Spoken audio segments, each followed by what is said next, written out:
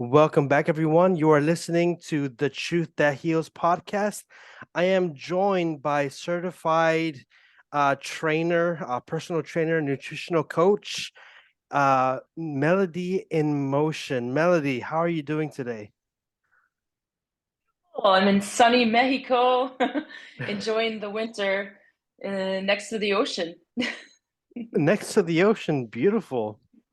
So Mhm. it sounds very, very relaxing. It sounds very Yes. peaceful where you're at. Um, I wanted to start off with reminding the audience that just 7 days ago, because we are recording on January 7th. So 7 days ago was January 1st. And on January 1st, so many people decided to make a New Year's resolution. And for many of that people, that was to be a better person, to be a healthier person. And for many people, it was to go to the gym, to lose weight, and to be a better version of themselves. Now, I've been communicating with you for about a month now, or has it been 2 months? Yeah. It's been a bit, and I was really intrigued by your story because you shared with me how there was a time when you were morbidly obese, and then you made the not just the decision, but you made the resolution that you were going to be healthy and that you were going to be at a better weight. And I kind of want to introduce I would like you to introduce your story to the audience as to how it was that you even became obese at that time, and how it was a struggle for you to be on this health journey. So can you share with the audience a little bit about that background? My pleasure. Thank you for having me here today. Thank you, Melody. And Happy New Year. Happy New Year Happy to New you. Year. So my story begins it's more than 20 years ago now. I don't want to date myself, but yeah, it's been a while. When I started this journey, I had went through a traumatic time with a stalker, and he was quite dangerous and manipulative and relentless, and I just couldn't handle or cope with that trauma, the stress, the anxiety. I just didn't know what to do. There was a lot of manipulation and control and weird things he would do to make me second guess myself. Am I really a bad person? Am I doing something wrong? And it really was the type of relationship where when I said I can't do this anymore, he was, if I can't have you, no one can. And it was very fatalistic, like, I'm going to end your life. And you have a choice, either, keep me in your life or I will kill you. Oh So man. it was very intense, and it was really a scary time. So I used food and alcohol to numb out and to, I guess, cope with all that anxiety and stress. And I just didn't know how to handle it. I wasn't mentally equipped, didn't have those tools in my toolbox to know, well, I should probably go talk to someone. And then I should probably reach out to more than just a friend and see if I can get help. I mean, I did get the law involved, and I had a restraining orders, and he would violate them and he would still find me. It was just a very vicious cycle because he actually got off on seeing me in court because he had that control to make me have to go and if I wanted to get him in trouble, I had to, get the law involved. And it was like this weird manipulation, weird thing. Like, he got off on that, on seeing me in court. It was very strange. So, like I was saying, I used the food and alcohol and sleeping a lot, just trying to avoid dealing with those feelings. And next thing you know, I went from being maybe like 20 pounds overweight when you leave high school, because I was young. I was 21, 22 years old. And, you get a little bit pudgy if you're not doing all the athletics anymore, and you're not doing as much, and your body starts going, hey, you're not a teenager anymore. You're going to pack on the weight, and you don't get that yet. And you're still eating pizza and French fries. So I wasn't that heavy. And I packed on, I was over 350 pounds. And I packed it on quick. Um, and of course, there was some disordered eating going on there, some poor coping mechanisms going on there. And I realized later on, I came to this self-realization later, like, oh, I think I might have an eating disorder. I think I might have issues with food. Duh. Why didn't I think of that before? But really, I was at one point where I was morbidly obese and living my daily life, coping and soothing myself, like I said, in destructive ways. And one day, I don't know what happened to all of a sudden open my eyes, but the one day I woke up and I'm getting out of the shower and I'm getting ready to get dressed, and I was putting lotion on my body, and I saw myself in full length mirror, and I really saw myself. Like every day I've seen myself in the mirror, but I really saw myself and I freaked out. It was like I didn't recognize myself, and I got very upset and panicky, like, oh no, you look what's happened. You're killing yourself. You're not going to make it to 30. I realized um that I was in real trouble. Like I was physically in a bad way. And you think I would have realized that continuing to go to the store and buy bigger clothes and everything, but no, I wasn't really processing what was going on. So that day when I woke up and that happened, I said, I'm going to take my power back. He had power over me, and I wanted to take that back. And so I made that resolution, you would say, that day to buy a bicycle.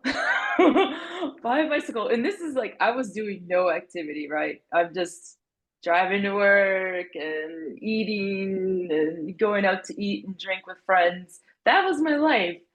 And sleeping. And that day I bought a bike, and it was on a weekend actually. I walked to the bike store and I bought this bike and I rode it home. And I said, you're going to ride your bike to work, Melody, every day, unless it's like raining or something crazy outside weather wise and it's not safe. You're going to ride the bike every day. And you're going to gut the cupboards and the fridge and freezer of anything that would be considered unhealthy. And I said, no more beer, no more soda, food, no beef, no pork, no vending machine at work, no Cinnabon. Oh, I love Cinnabon. That was my jam. Yeah. I would hit Cinnabon on my way to work. I just love that place. So all these things that I knew, like, wait, those are treats, and I don't deserve treats right now. I need to buckle down. I'm killing myself here, and I seriously knew I was in trouble. So I got real mission oriented, and I had those resolutions, and I think I even wrote them out. Um, yeah, and I started a food journal, and it was in my food journal every day I was writing it down, everything I'm eating and drinking. And later on, it would evolve into putting any activity I'm doing, like exercise, on the same page that I'm putting all my food and beverages. Even a little piece of gum or candy had to be written on there because I had to be real with myself and really see what I'm taking in.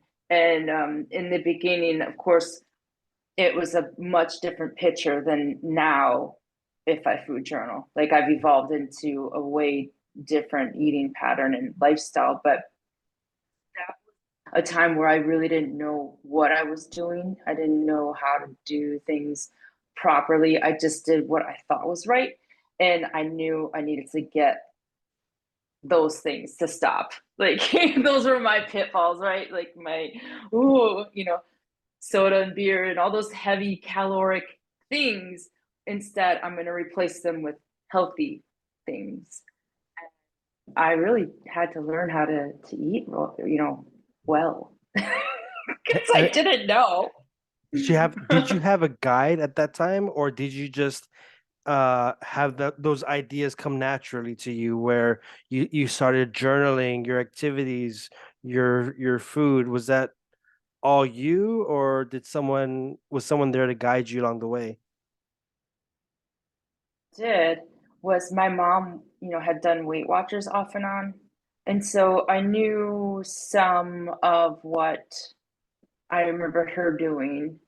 And the journaling was more of like, I really didn't know what I was eating. So I was like, well, if I write it down, then I can look up the calories and I can see how much I'm actually eating.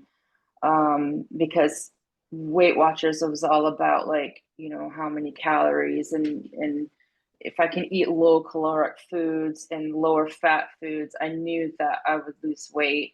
And I knew I needed to eat more fruits and vegetables like my mom would do on Weight Watchers and lean meats and stuff. So I did have sort of an idea of what to do, but know, being going from basically binge eating and compulsive overeating to like an anorexic kind of state because I was restricted too much.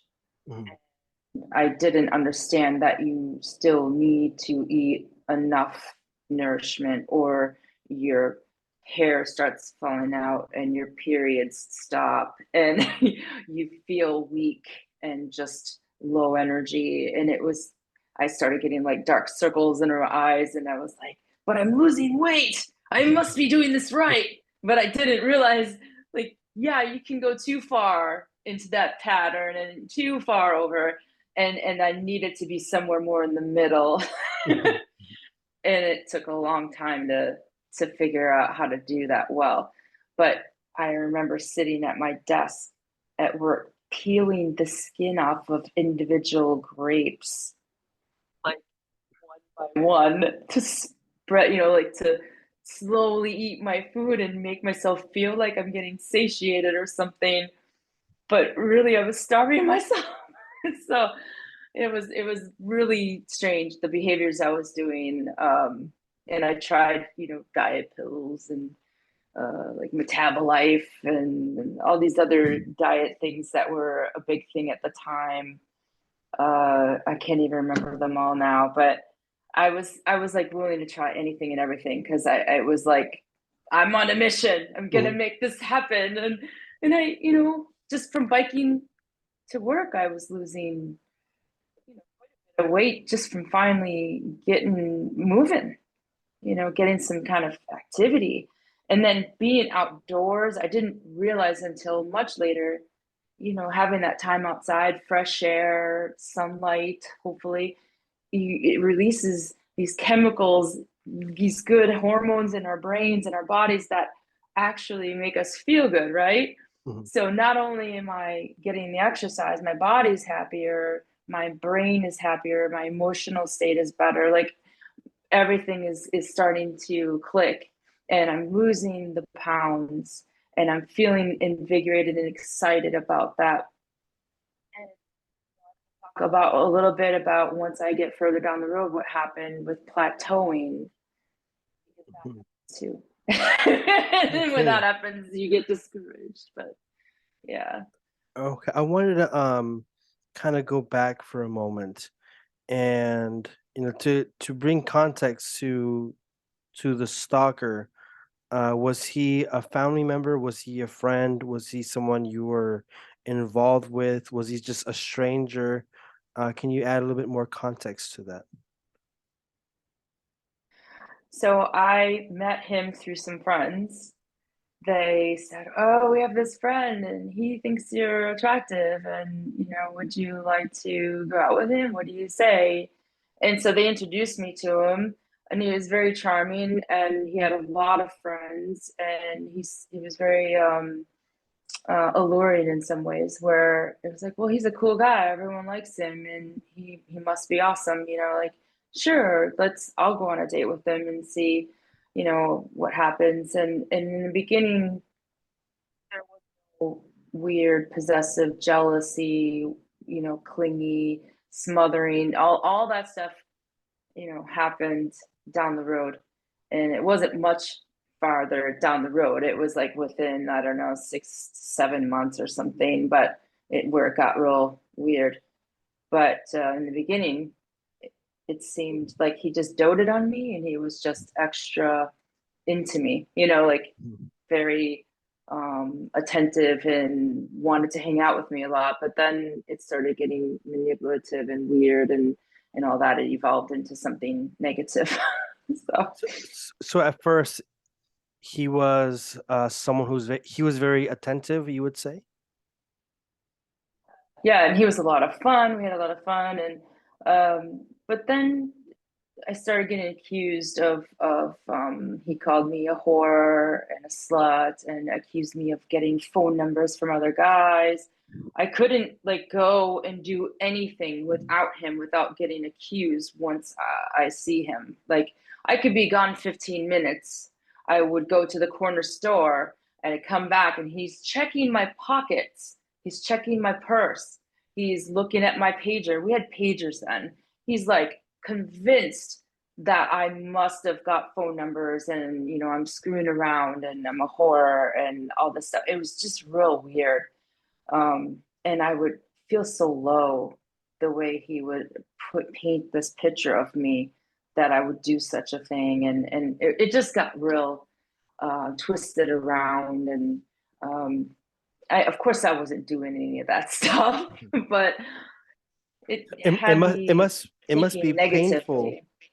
It must hurt having someone whom you love because from what I understand, in the beginning the relationship was smooth and it was nice, and then for him to just this switch button where he's falsely accusing you and he's becoming possessive and manipulative and he's putting you down by calling you the names that you mentioned, that's gotta hurt, especially when you've already invested time and energy with this person and you share the same friends, correct?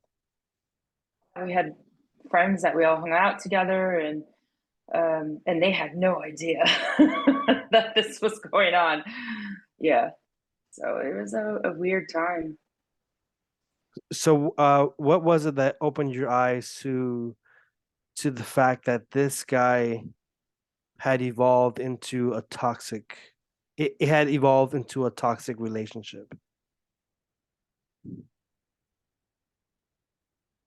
I can't remember the first thing, but I know some of the things that started happening where there was this, like, if you do this, if you're doing that, don't let me catch you doing that, like, and I was doing nothing wrong. There Mm. was nothing going on, but he kept accusing me of stuff. And uh, even my friends would say, Melody didn't do anything. I was with her. And he'd be like, "Oh, I don't trust them that they're telling me the truth." So basically, not telling them that they're liars, but telling me like I don't believe them what they're saying.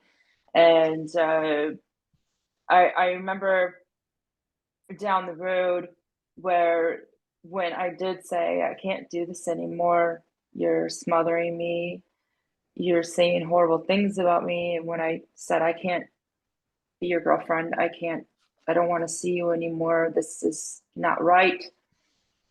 That's when it was if I can't have you, no one can, and leaving me crazy letters, page after page from notebook paper of rantings, that were incoherent at times, and then sometimes in the same like two sentences, like how we're meant to be together and he loves me so much, and then the next part of the paragraph or sentence is like how he's going to kill me, and that I can't live because we belong together. And he used to say, I'm peanut butter and you're jelly and we go together. Oh my gosh. So I have friends and family that to this day they remember listening to his voice messages and to being around this craziness. And they're just like, I remember the stuff he would say to you, and it was just so out there. It was so out there. And that peanut butter and jelly thing, they all remember that. Like that was when, and I'm sure he's done this to other women, because when I did get the restraining order, his mother had a restraining order on him. I found out his mother of his child had a restraining order on him. And I was just floored that this, I had no idea. I had no idea. So he was a very good manipulator, a very good liar, uh, and he hid a lot of negative things from me. And I got the real picture as soon as I, of course, his acting out and everything when I'm like, I can't do this, and he showed his true colors, and that was a really weird thing, how it got real. The threats got weirder. He would call my work and leave voice messages At that were work. very at my work. Everyone at work can hear them on the voicemail, the company voicemail. So my boss used to play them on the loudspeaker through the whole, like all the phones in the warehouse, on the loudspeakers in the warehouse. Everyone can hear. He'd play these voice messages. And part of it was because some of it was almost comedic and pathetic. And the other part is he wanted them to know, like, if you see this person, he is not well, and call the police. If you see this guy, they wanted everyone to know what kind of level of crazy that was going on there. And so I didn't mind him playing that on all the, I guess, intercom, Yeah. it would be considered, throughout the whole building and the warehouse and everything. And because I knew it was in an effort to like have people understand what we're Did, dealing with. did you feel that the people at your work, when they would play when they played the voicemail, did you feel that your coworkers were people whom you could have like defend you? Did you feel safe around them? Company, and I felt like they were my family, like an extension of my family, really. Yeah. So I Because felt safe there. it's very it can be, if someone were to play like a voicemail of, let's say, my ex at work, I'd probably be a little bit pissed off. But depends, I wasn't in in your situation. So, for some it can be embarrassing, but in your case, I guess um it's good that they had your back. And it's good that there are people in this world whom we can, have for protection. Did he ever go to your work? There was a time where they spotted his car out there, because I told everyone like what his car looked like. So if you see this car and someone acting suspicious, it's probably him. Uh, but I think he only did it once that I knew of. Mhm. That I knew of. I don't know if he did it other times, because he could have had a friend drive by there. He could have been in the car with a friend, and how would I know? Yeah. You know what I mean? Like, so it was yeah, it was a very stressful time. But at least, you know, I tried to change everything. I stopped hanging around with all those friends. I stopped going to the places that I used to go, my hangout spots. Um, I basically I changed the color of my hair. I moved. I tried to do anything I could to be incognito and like escape, evade him. Like I didn't want him to find me. And he had broken into my apartment. He'd steal my trash, go through my trash and dig through it. And I had a mutual friend tell me that I saw and ran into him. And he's like, he had me bring him by your house and he stole your trash and he dumped it all out over his kitchen floor and dug through it because he was looking for evidence that you were screwing around on him. And I had broken up with him months before this. And still, he was. In his mind, he's thinking I'm still with him. There's no way I'm not going to be with him. And he's, yeah. So it just made no, it wasn't coherent. He's not thinking like a normal, rational person. He doesn't get reality. He wasn't getting it. And it wasn't, yeah, he wasn't well. So yeah, it was weird times. And then you mentioned, even on top of that, he would have a certain uh a crazy pleasure watching you go to court over him violating the restraining orders. Is that correct? Yeah. Smiling in court. Yeah, that was weird. And I'm shaking, like I'm violently, like I'm shaking and trembling, and my stomach feels like it's turning inside out. That horrible gut feeling you get when you are near something that you're repulsed by or upset by. That's physically, I'm having a reaction to being around him. And then when I would leave court, I would have to worry, will he follow me? How do I get somewhere without him knowing where I'm going? And it was just, it was so stressful. I was constantly being vigilant, looking around when I'm driving anywhere, going outside of a building and into my car. I'm like checking everything before I even walk out the door. I'm like looking around, do I see anything? I was so hyper vigilant, and I have basically PTSD from that and from him breaking into my home and trashing my whole house, and the voice messages he would leave on my answer machine, because I had an answer machine back then. Eventually I got voicemail, but a lot of us still use answer machines, and he would leave these horrible messages, and it would just make my stomach just feel sick. And I kept changing my phone number. I didn't know how he would get my phone number. It was like he was some Houdini. Like, how could he keep finding me? So I took off this unblock, you have the block non-published of your phone number. It's private, and Yes. nobody can like do 411 and get your info, right? Yeah. I paid for that anonymity, like anonymity, whatever you say. Like, I can't pronounce that word. Where he couldn't find me, it would be unlisted, right? So off, and this is years later. I took that off because an ex-boyfriend and I bought a home, and I thought, well, for the last month or two, I'm living where I am before we move into the house. I'll take that off. It's just an extra thing on my bill. I probably don't need that anymore. Oh, 2 days later, I start getting like these like hang-ups on my machine. So he would listen to the whole message and then hang up. And then it evolved to breathing and then making kind of a laugh. And I recognized that laugh. And then it was leaving actual him talking on my machine. And you know who this is.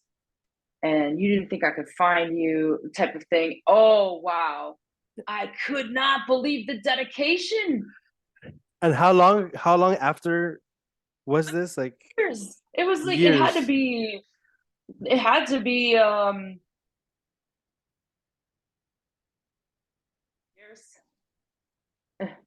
How Yeah, many I'm years? guessing it Sorry. was like 5 years. Damn. So he was dedicated. Fitted. Yeah. Yeah.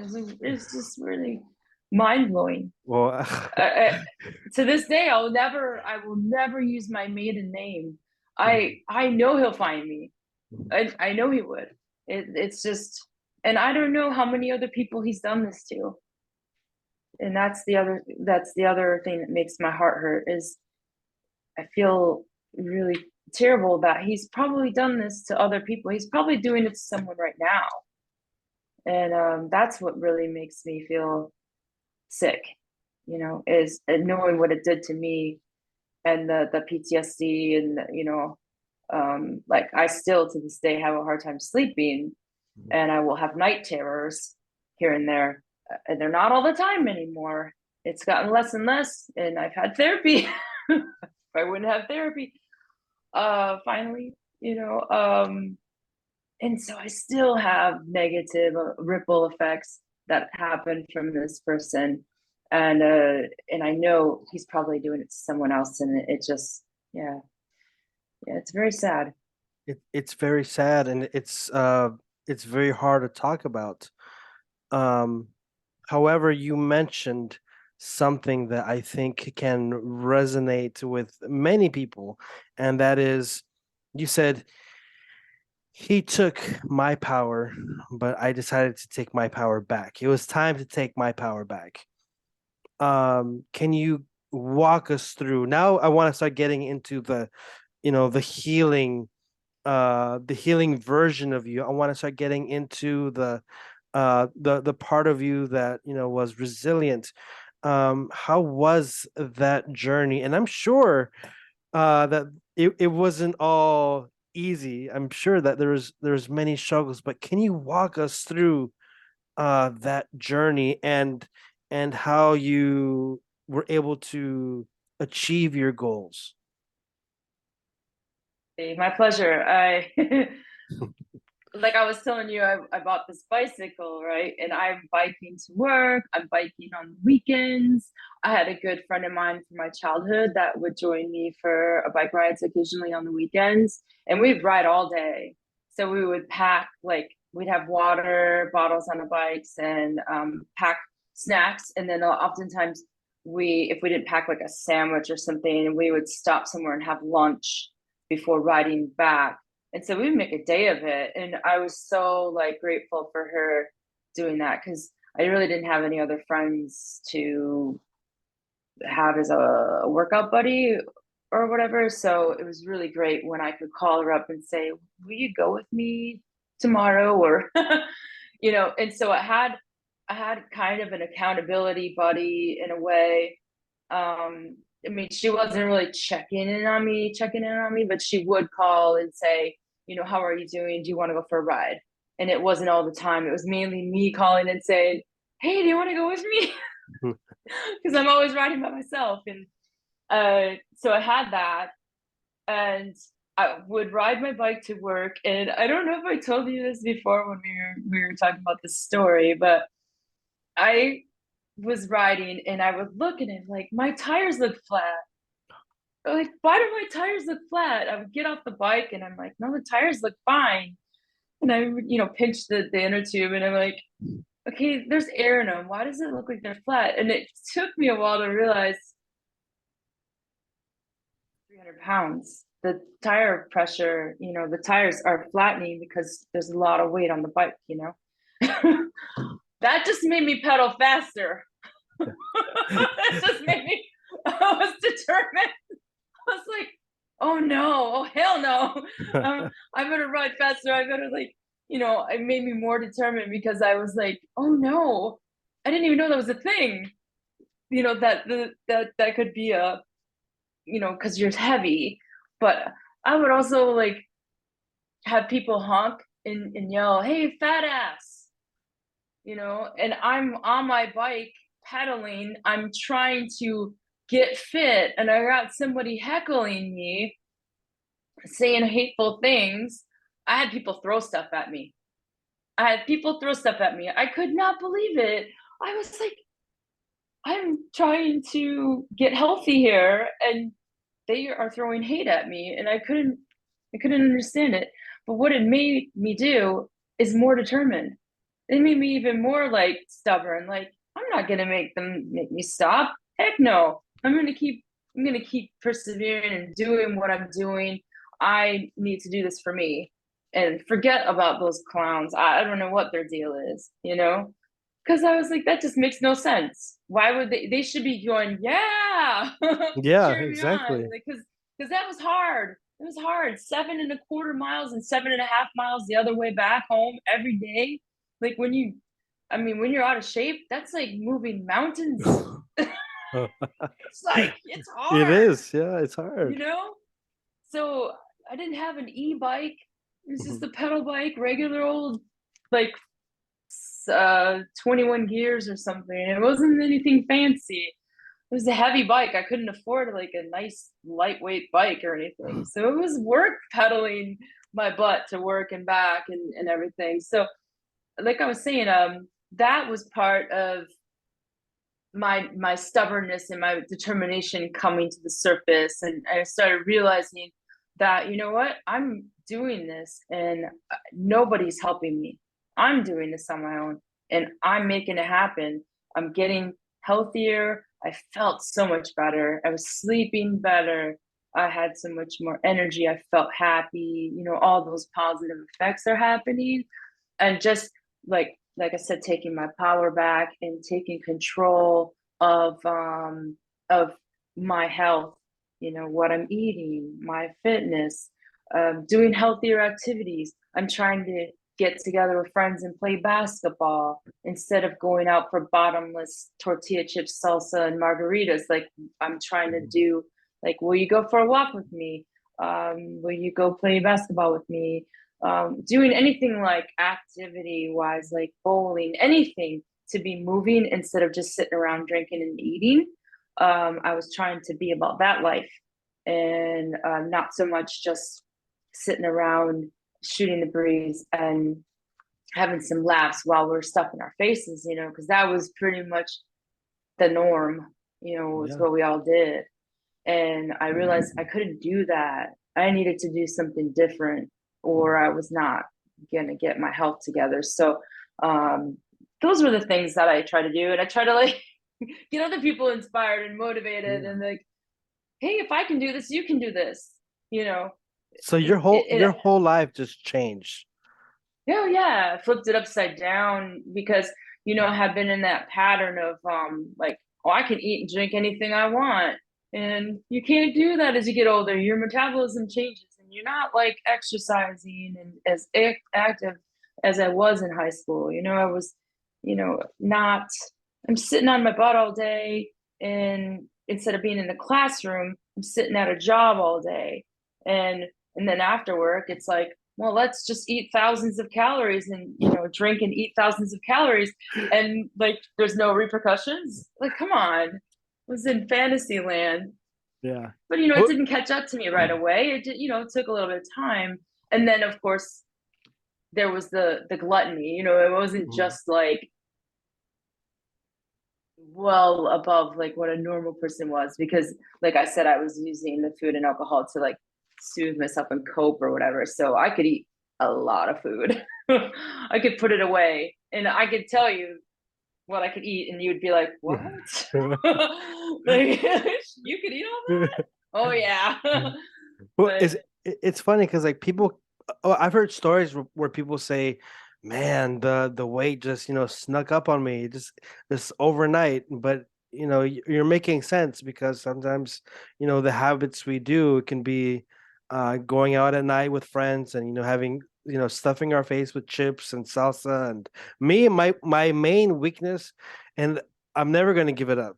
Maybe it's nachos. I just love nachos so much ah with yes. sour cream, with some guacamole, some frijoles, and some I'm already getting into it. Uh, however, Mouth's bring watering right now. I know It my sounds damn. amazing. It's like, geez, can I get me some chips right now? But there is because you mentioned earlier how you went to the other extreme where it was almost like anorexic and you had to find that balance. And I think for me and for even many of the listeners, I think it's important to find that balance. And for me, I'm taking baby steps. One thing is smaller portions, and we've discussed intermittent fasting, and there are so many different ways. Of course, for the listeners, it's probably advisable that they have a nutritional coach, and you're a nutrition coach, so maybe people can refer to you sometimes. Um, but yeah, it's just so funny how we think, oh, that the weight just snuck up out of nowhere, but yeah, like you're saying, our metabolism, our habits, and Yeah, thank you for bringing that up because it's a good reminder. Yeah, and I also learned that from me restricting is do that if you're eating well and you're exercising, have the nachos, have the piece of cake, have fajitas, pizza, just smaller portion, Yeah, smaller yeah. portion. That's it. You can Mhm. still have those things um within reason. Like if you're diabetic or something, you have a pre-existing medical condition where you have to watch your carbs or something like that.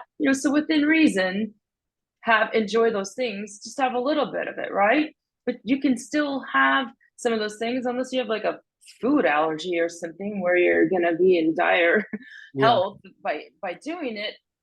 You shouldn't restrict and withhold those things, because what happens is, what I found out and a lot of people find out, is once you finally give in, it's like the floodgates have opened and you're like, you know what, screw it, I'm gonna eat like 8 slices of pizza. That whole large pizza, it's gone. I'm gonna put that up, and I'm gonna have a whole package of Oreos. And I've done this both in one sitting.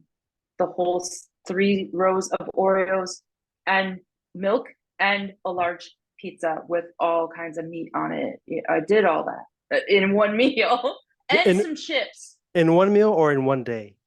in a meal, and some wings. There was wings and chips. Yeah, I could put it away. So you don't want to like restrict completely, because then, like I said, the floodgates open and then you're like, it's a free for all, everything buffet Mhm. style, and Yeah. no like governor. Like you got to put the brakes on a little bit and realize, okay, portion size is like you're saying, it's the key.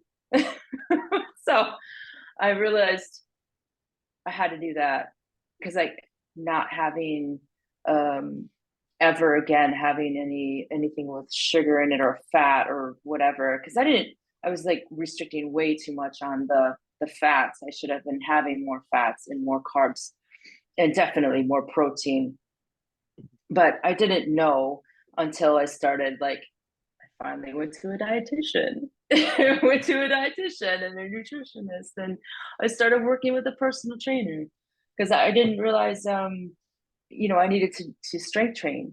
I needed to do strength training, resistance training. It was huge help in me getting to where I am now. Like adding those things in and having a variety of things. Riding bike is awesome, but if that's all you're doing, there's a lot of other muscles you're not working. You get bored, so having a variety of things really helped me as well. And definitely, like I said, strength training or resistance training. I mean, I was doing Taibo. Okay. This Taibo videos, Billy Blanks and I every day, and then I'm riding bike, and then I started doing some weight training and with my personal trainer, and they told me how to properly lift weights, and that took money. I didn't have the money to do all that for a long time. I was not very um I didn't have extra money. I had student loan debt, and so I didn't have a lot of extra money to have a gym or to let alone get a personal trainer. So eventually those things kind of came together, and I didn't have insurance at my work for a long time. At my job, I never had health insurance, so going to like the doctor alone was expensive, let alone going to a dietitian. I'm like, no, I'm not going to pay for that. So when I finally got insurance, I went and I got help, and there was a lot of things I had no idea, that I wasn't having a balanced diet, and I wasn't eating enough, of things. And in general, I wasn't having enough calories or enough of food groups that I should have been having for all the rigorous exercise I was doing. So, yeah, it's a live and learn thing. I'm still learning today. I'm still learning as we go. And I'm happy to be learning with you, and I'm learning so much from this conversation. So thank you so far. Thank you so much. Um, yeah. One thing I wanted to ask, because right now in the story that you're telling us right now, you are in the timeline, you are, taking your life back physically. Emotionally, were you seeing uh improvement there, or how did that work for you? I was in a much better place. But I once I stopped with the anorexic phase, I kind of went to a bulimic phase, and that was another phase in my disordered eating history.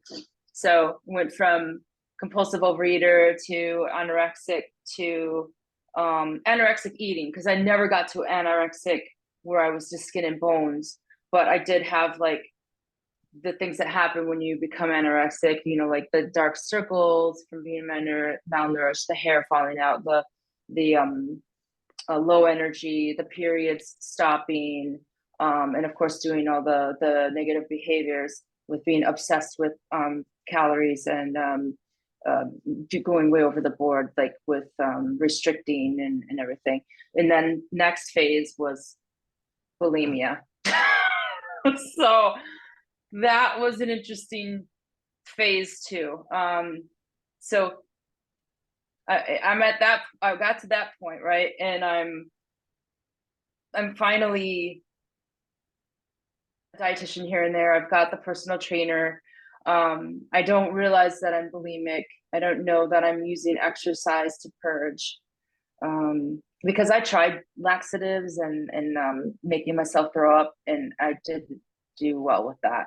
So I used exercise as my purge. So it was like anorexia athletica, they call it. I've actually done a research project on it and a speech at college about that topic. And I found it really weird. Like I was reading it, or it described me, and I was like, oh no, I have that. I've been doing that. It was so bizarre. But I realized that I went from one place and I'm in this other zone, and I'm like, I'm still not doing it right. Darn it, I'm still not doing it right. I thought I was doing it right. And then come to find out, I'm not there yet. But at least I was evolving and coming to these realizations as I'm going, because you get to a certain point and you're like, I'm on a plateau. I am not losing anymore. What is going on? Because I was riding high, riding that high wave, shedding weight like crazy, right? Now all of a sudden I'm bulimic, I'm doing those behaviors. And what happens? You're you're eating really well, right? And then all of a sudden something will make you anxious or upset, and I'm using food to soothe myself again. But I'm like doing a binge, right? With bulimia, you're like binging, right? So I'm doing that, and no matter how much exercise I'm doing, it's not going to erase eating a whole bag of Doritos and then some, because that was insane. You can't sit there um and just numb out and eat a bunch of high caloric food and then expect that you're not you're going to be plateaued. You're going to hit a point and you're going to realize, okay, I'm not losing the weight anymore. I don't understand what's going on. And it would yo-yo a lot, have this kind of like up down within a 20-pound radius. And I'm like, why is this happening? And I was thinking, once I got to a certain place, I said to myself, I feel like I have an eating disorder. I think I should go talk to someone, because I think it's maybe why I'm not losing weight anymore. And it took years for me to realize that. I'm talking like probably a good 7, 8 years of being bulimic before I realized, wait, I think I've got problems with food still. So I went and I talked to a psychologist in an eating program where it was for people that wanted to lose weight. There was a group, and it was overseen by psychologists. And I went and talked to him on a one-on-one, and I said, I think I need to talk to someone about, I think I might have an eating disorder, and he asked me some questions, and then he agreed with me. He said, I think you would benefit from going and talk to someone. I'll refer you. So at this point, I got referred to an eating disorder specialist, and she had quite the waiting list. And I had to read a book that she has all of her potential patients read before she'll even make an appointment with them. So I did that. And reading that book is called Eating at the Light of the Moon. You still And it remember? was, yeah, and it was for women specifically. She might have had a different book for men that she treats, but it just really resonated with me, and it was like reading about myself, going through all the different phases, and I was like, I definitely need to talk to someone. It solidified my thought is like, yeah, I need help. So I went in and got help for my eating disorder and learned what my triggers were, learn healthy ways to modify my behavior and use healthy coping mechanisms when I would get upset. So I really have had an interesting road so far to this point where I'm like coming to self-actualization of like realizing, okay, I think I'm not losing any more weight. I'm not making progress. I feel like I'm self-destructive. Like there's something I'm doing wrong. And so once I went and got help for that, it was like off that plateau, I actually started losing again because I was able to stop myself after I would start a binge. I knew how to get out of it, like snap out of it before I had ate so much that my side hurt and I felt like I was gonna burst, like because I actually physically would eat till I'm physically ill, and it was so uncomfortable that I would want to try to throw up and I couldn't do it. I couldn't do it. I was not good at doing that. So I would just be in pain, in miserable pain, and have just horrible pain and like sweating and just feeling so sick from, of course, because I've just ate a bunch of bad food. But you can binge on a bag of baby carrots, a huge bag of baby carrots, because I did it. Yeah. I know you can binge on healthy stuff too and make yourself sick. So that was another part in my evolution of of getting to wellness, is getting help from an eating disorder specialist, and then of course learning how to stop myself from doing those things and finding out why through therapy, why these behaviors developed in the first place, because it came from childhood. It wasn't it wasn't the thing that just came on from the stalker. The behavior and the soothing mechanisms and everything were there in my childhood, and then I used them as an adult, a young adult, when I had the stalker. So the behavior and all that was already there before. So it had developed very young. So, but I had no idea. Wow. You know, if you're active enough and you're like compensating with fitness or moving around and you have a better metabolism or whatever, you can go up and down in your weight and you don't really realize what's going on, but it caught up with me eventually. So it was really a journey. I mean, it was a long journey from what I'm hearing.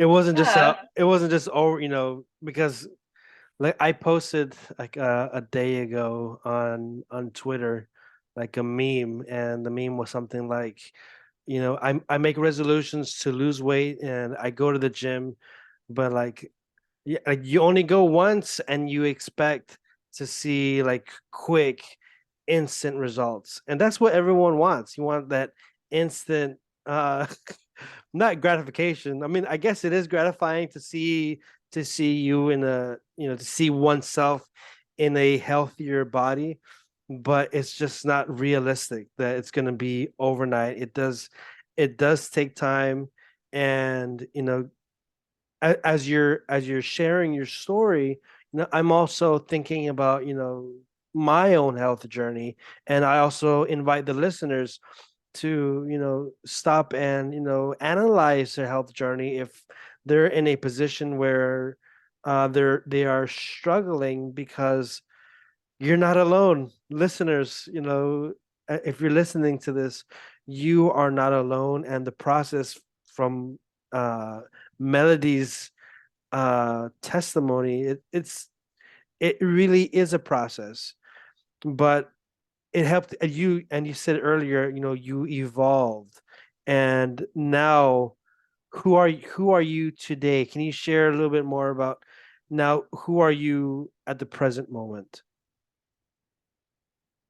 So when you were talking about that, when you were just saying what you were saying, it made me think of something, that instant gratification comment. Well, certain point, and I was still with that special group of people with the hospital and that program to help lose weight so we're not obese anymore. Um, and I joined that program, and that's how I was referred to the eating disorder specialist. Well, the program, if you had pre-existing conditions and you were overweight, you could get lap band surgery or gastric bypass, and I wanted that. I wanted to do that. I was so tired of fighting, and I thought, well, that will definitely get me to my goal weight, to have weight loss surgery. I wanted it so bad. And I was qualified. I was qualified. And they said to me that I was within something like 12 pounds of being disqualified. They said, you are right on the edge of not being eligible because you have lost so much weight. But I had gastric reflux and high blood pressure still, and I was still considered overweight, obese still. I'm considered obese now, and I've lost 170 some pounds. So I don't know. But I never thought I would get under 200 pounds. I didn't even think it was possible. I was always told, well, you're big boned, you know, you might not ever get there. And I didn't think it was ever possible. So when they offered that gastric bypass, I was sold. I said, oh my God, that was so cool, because I could keep eating the way I had learned to eat, because I learned how to eat well. I learned how to exercise well. I learned how to stop myself from binging, right? So I was like, I'm ready. I want that. And they talked me out of it. They said that I was so close, that I had it within me to make it. I could do it. And they said, you just gotta keep doing what you're doing, Melody. It's gonna happen. You're gonna get there. And I wanted to cry. I wanted to cry because I was so like convinced that that was gonna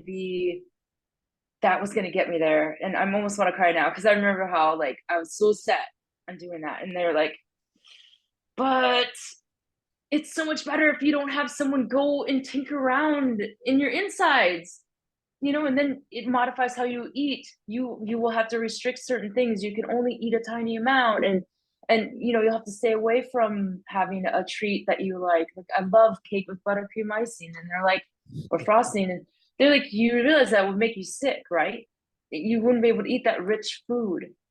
And if you just keep doing what you're doing, you won't have to restrict that stuff. You can have things when you want it. Just have smaller portions like you're doing. Just keep doing what you're doing. And I wanted that easier fix because I was tired of fighting. It's been years now, and I'm like, oh my gosh. So not to cut on anyone that has done that. I mean, it saves people like from it can save people like that are in a way where they need that to save their life. They need a drastic something, right? But they said, you've learned how to eat well, you've learned how to exercise, you're doing it, just keep going, keep going. And I was like, at first I was angry and I wanted to cry and everything, and I was pouting about it. I was pouting. I'm calling my friends and family, and I'm like, would you believe that they don't want me to do it? And I was so upset. And, I eventually realized that I couldn't live without cake and buttercream icing. It just wasn't possible. And I said, all right, I'm gonna do it. I'm just gonna keep going. And of course, even from the beginning, I had this idea like that I would lose weight and I would be thin faster than it happened.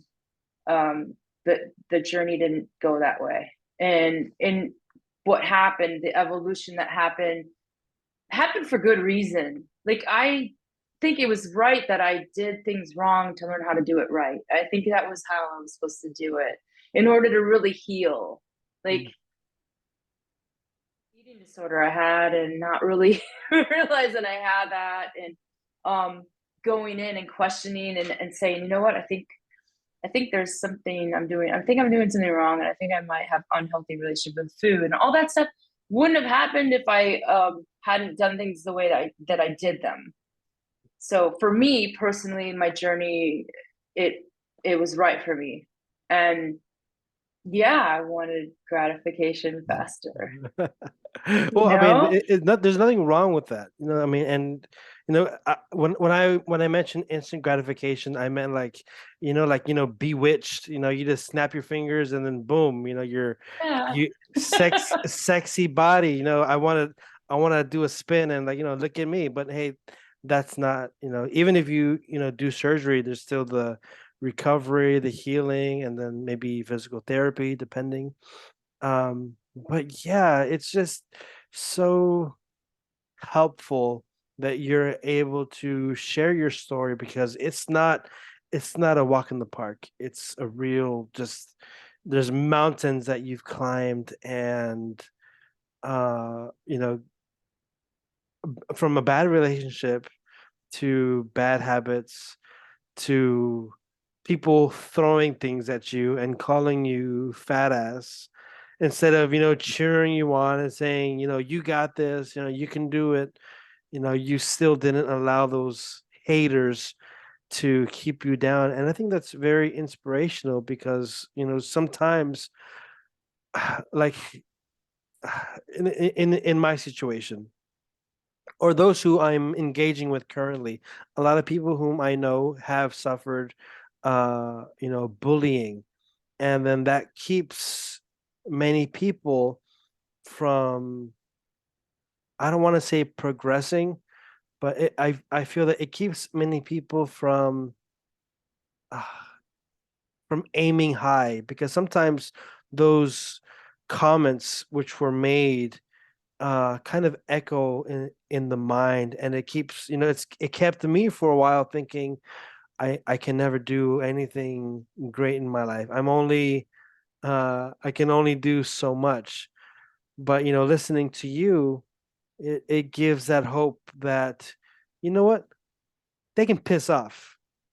If I want to do something, I know it's healthy for me. I know it's good for me. I know what they said is bullshit.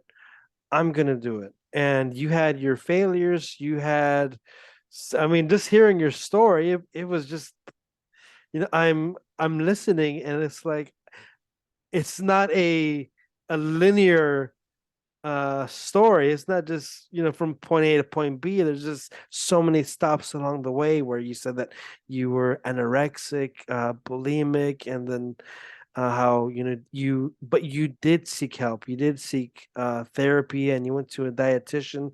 So it's just very helpful for me and for the audience to hear from you share that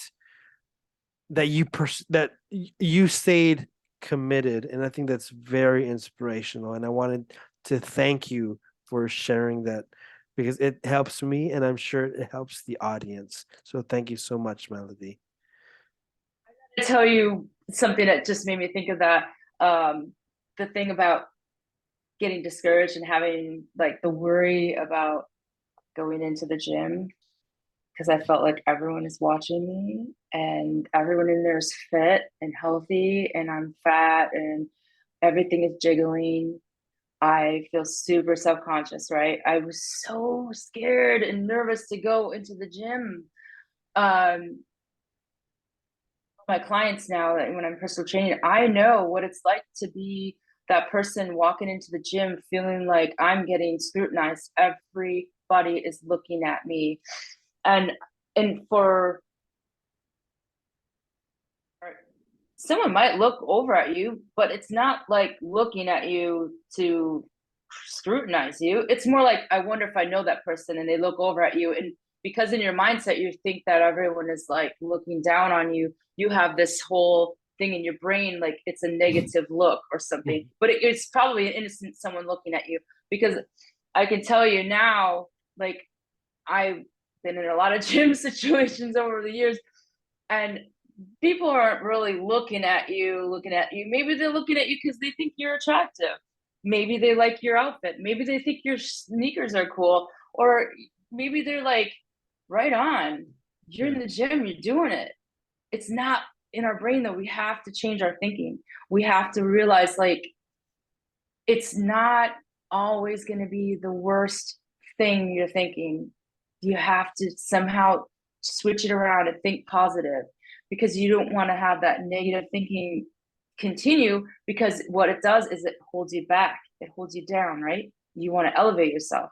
So you have to kind of like flip that on its head and say, you know what?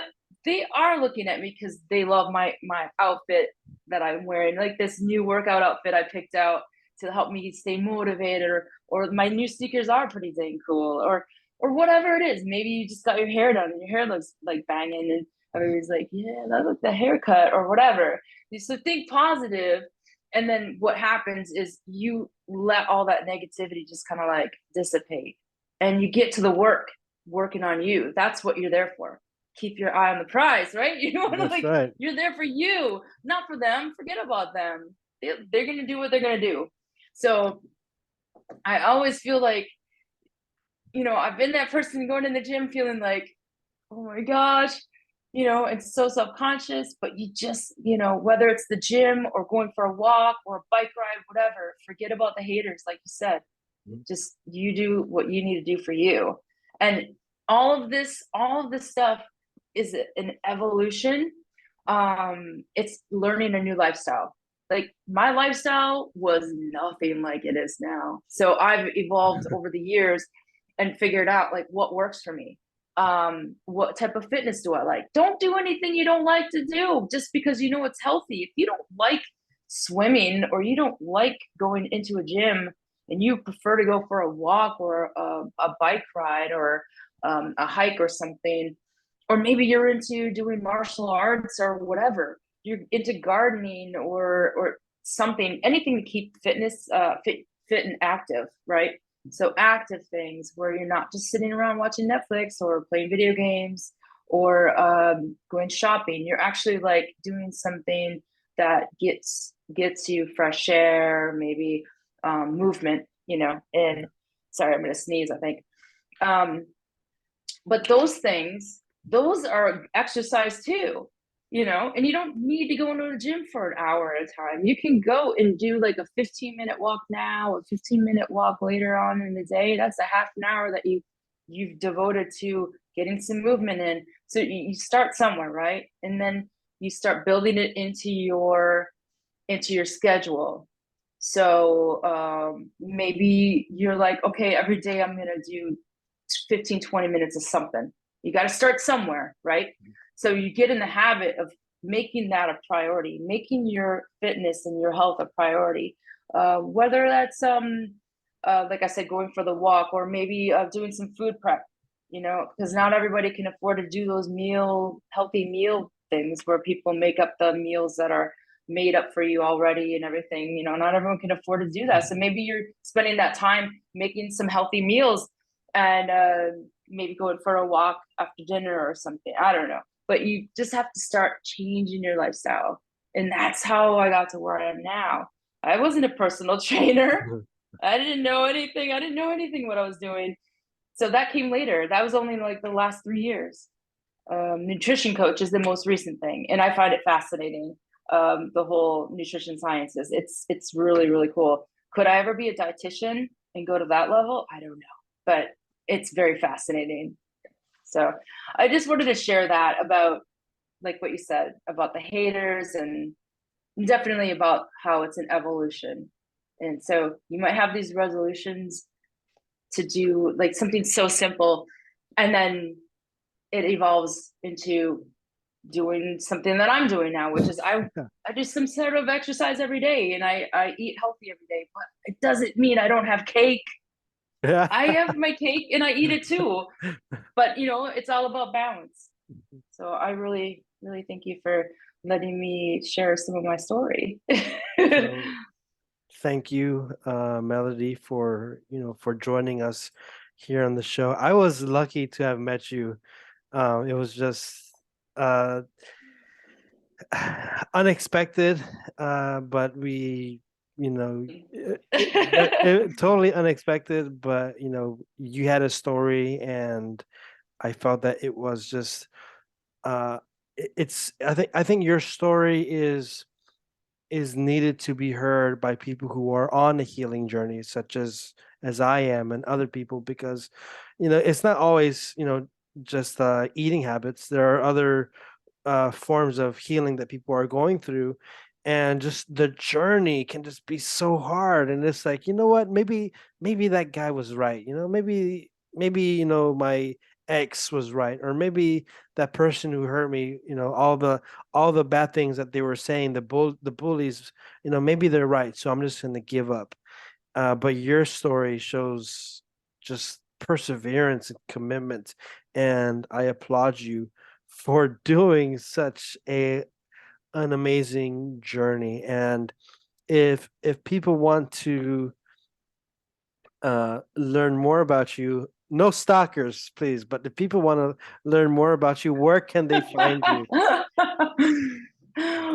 Well, I do have an email, and I have my email is contactmelodyin motion@gmail, but I have a public Facebook page where I post videos and photos of my journeys on my pet sitting and house sitting adventures, because I am a full-time nomad now.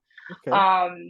So I still exercise daily, no matter, even though I'm traveling and I'm upsetting my routine every day. I'm upsetting my routine. I've got to figure out a way to get exercise in. I've got to find a gym, or I've got to find a way to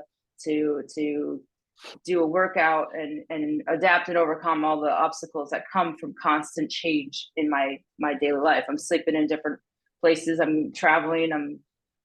So I have shared on Facebook. Melody in Motion is my public page, so we don't have to be friends or anything. You'll find me on there. And I'm also on Instagram and on TikTok as well. So I post content on those mediums. And I don't know what I'm doing. I've only been doing this since March. So I'm in evolution as far as learning how to do all the stuff on social media. But I think I'm getting better. So you'll see probably from my beginning videos how it's improving compared to my most recent ones. But I would love for you to follow my journey, and to instant message me if you felt inspired, or if you have questions that you feel like maybe I can help you with. And of course, I am a personal trainer. I do virtual personal training, and I do nutritional coaching.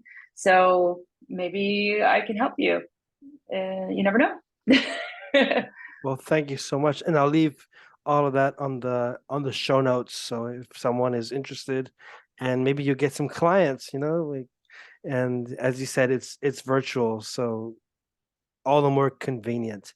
So thank you so much, Melody. Do you have any final words to close off this podcast episode? Yes, please. With everyone that makes these resolutions, New Year's resolutions, I say if it has to do with bettering your health and fitness, I hope that all of the encouragement and the tips I've given you will help you, to stay the course and don't give up. Because I know a lot of people were like, "Well, I blew it. I blew it already, and I didn't do what I said I was going to do." Don't let that derail you. Like, I would fall off the horse like repeatedly, but determination. You have to stay determined and do it for you. Don't do it for anyone else. Just do it for you, and that's the way it's going to stay. Like, If you're doing it for someone else, it's not going to last. But if you're doing it for yourself, then you are going to empower yourself, and you are going to feel so good. You're going to feel so good. And yeah, it's going to be hard, and you're going to have hiccups, and life happens. But yeah, I was just going to say, just don't give up on those resolutions. And next thing you know, you're doing it and you're inspiring other people. So I hope that I've done that here today. So thank you so much. And to the listeners, thank you so much for joining us. We were here with Melody and Motion, and I am Ryan Anthony Hernandez on the Truth That Heals podcast. Have a great rest of the day.